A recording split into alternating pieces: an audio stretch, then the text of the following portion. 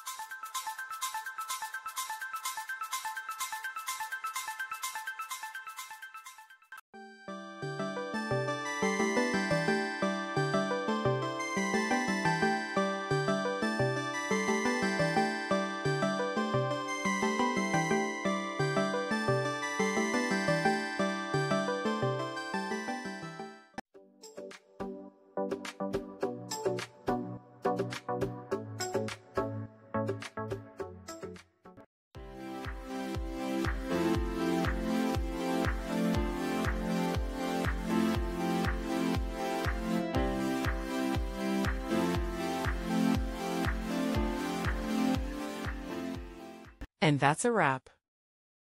I hope you found the answer you were looking for. If you did, take a second to hit that subscribe button. It really helps out. And let me know in the comments which solution worked best for you. See you next time in the debug zone.